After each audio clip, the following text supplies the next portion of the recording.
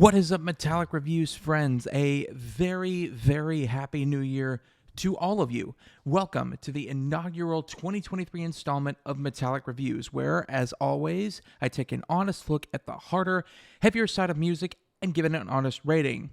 So this is going to be season 2-ish, I guess, the second full year of doing this every single week, this revamped version of my old show, Metalhead Central. I hope you all had a wonderful, fantastic, and otherwise superlative holiday season. You can use whatever you want to use to describe that, but now it's time to get back to business around here.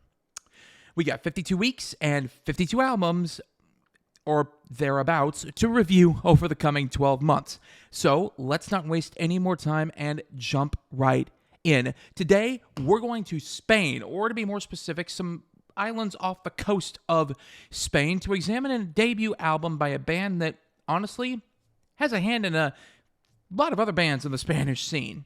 This particular project has only been around since 2020, however. Now, outside of this album, the Metal Archives has absolutely zip and zilch regarding this band. So, appropriately enough, we begin the new year with brand new music from what is ostensibly a brand new group. It's Sons of Cult, and their new album, Back to the Beginning, released January 5th on Fighter Records. Now, Fighter is an imprint of the label Extreme, which houses basically all the other bands that these guys are involved with. But enough of my babbling on background. Let's go ahead and jump right into the review here. Now, the first thing that really pops out, at least on my listen, is the overall production of the record. Straight from the beginning, no pun intended, this album is basically Judas Priest modernized. Now, we'll find out later that it's not as good as Priest, but if you were to take a Priest-esque band and make them a little more modern, this is basically what it would be.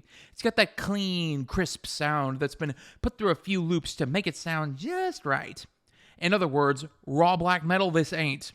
For a band whose Bandcamp says that they play, quote, a classic heavy metal for lovers of 80s stuff in the vein of Ozzy Osbourne, Judas Priest, Scorpions, Dio, Saxon, and Iron Maiden, unquote, that's honestly not surprising. This is metal from that current arena that wants to be as accessible as possible, and it seems like they're willing to go to any lengths to accomplish that goal.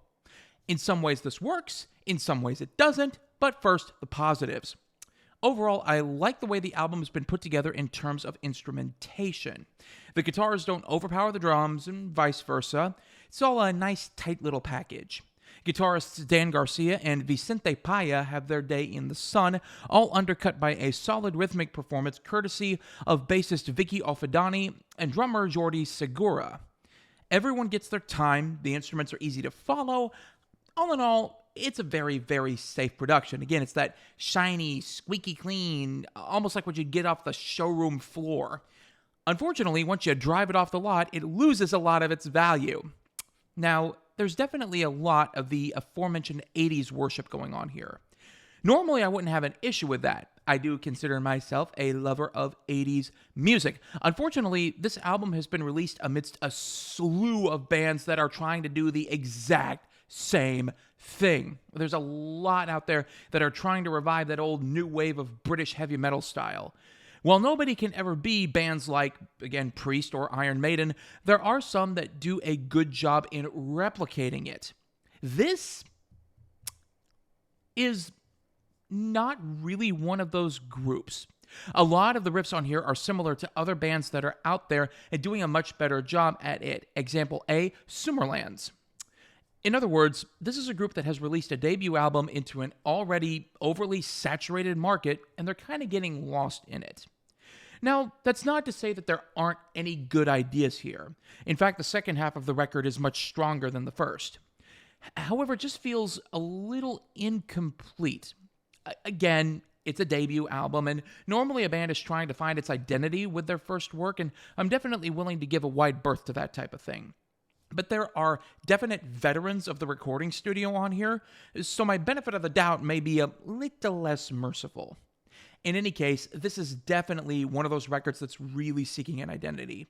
Going forward, I can really see them learning some stuff from this and crafting something that's truly their own, if they're smart. Unfortunately, I do have one glaring negative here. Like, really, really, really bad, really did not want to kick off the new year this way. The vocal performance, courtesy of Jaume Villanova, is absolutely horrible. It's horrendous. It's one of the worst things I've ever heard. I don't know if he's trying to be Ozzy or if he's trying to emulate Ozzy here, but there is a ton of mumbling. Like, mumbling worse than Ozzy at his most mumbly. The lyrics are, for the most part, unintelligible and not in that fun, death metal, black metal way where it's kind of pumps through you. It's just not good. If you're gonna sing, then for crying out loud, sing! Sing! Just sing! Please, sing! Enunciate into the microphone. It's not that hard to do. It's one of the most half-hearted attempts at vocals I think I've ever heard. For a band that claims to want to emulate Priest and Maiden, they fall extremely short in the vocal department. I mean, Rob Halford and Bruce Dickinson would laugh at these vocals and the way they're done. Now, I'm not saying every new wave of British heavy metal revival outfit has to have the same high-pitched, near-falsetto stuff, but they also have to be competent. This isn't competent. And it grinds my gears a little bit. Other than that horrible mishap, the album is okay. Nothing's really going to stick out here and make repeat listens necessary, but if you can get past that laughably bad vocal performance, you'll find competently crafted traditional metal. It's definitely not going to make the album of the year list at the end of 2023, but it was alright. Vocals aside, the main issue here is that it's an alright album in an overly saturated new wave of British heavy metal revival market. I'm giving it a 3 out of 5.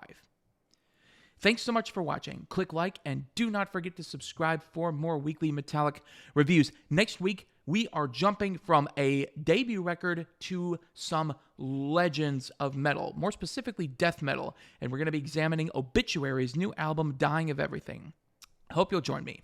You've been watching Metallic Reviews, where I give honest ratings to honest music, and I will see y'all next time.